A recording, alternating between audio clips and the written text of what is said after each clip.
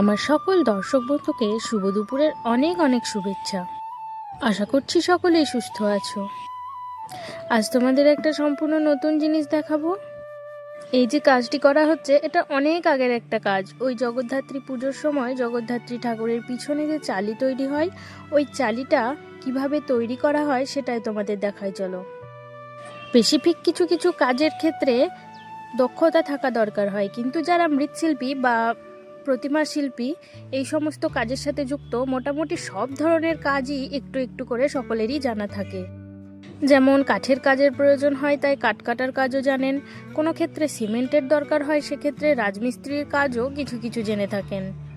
আর এই যে কাজটি করা হচ্ছে, এই কাজটি সম্পূর্ণ এঁটেল মাটি দিয়ে এই যে সুতির কাপড়গুলোকে ভালোভাবে ডুবিয়ে নেওয়া হয়েছে। ডুবিয়ে নেওয়ার পরে আগে থেকে বাঁশের তৈরি করা ফ্রেমটায় ভালোভাবে মেরে নেওয়া হচ্ছে। এই যে এঁটেল মাটি, এই এঁটেল মাটির আবার একটি বিশেষত্ব আছে। এই মাটিটা শুকিয়ে গেলে এত পরিমাণে শক্ত হয়ে যায় যে কোনো আঠা এর কাছে ফেল হয়ে যায়। আর ওই যে ফুটো অংশটা যেভাবে রিফু করে দেওয়া হলো, ওটা শুকানোর পর বোঝাই যাবে না ওখানে কোনো ফাটা ছিল।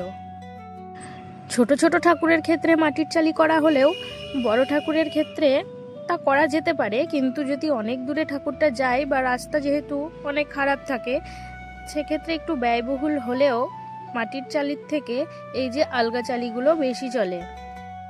কারণ এই চালিগুলো ওজনে হালকা হয়, রাস্তা খারাপ হলেও নিয়ে যেতে গিয়ে কোনো অসুবিধে হয় না।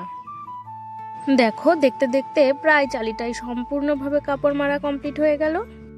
এর পরবর্তী কাজ হচ্ছে এটাকে ভালো করে রোদ্রে শুকানো এবং তারপর রং করা এবং সুন্দর করে চারিদিকে কলকা দেওয়া। টাটা, সকলেই সুস্থ।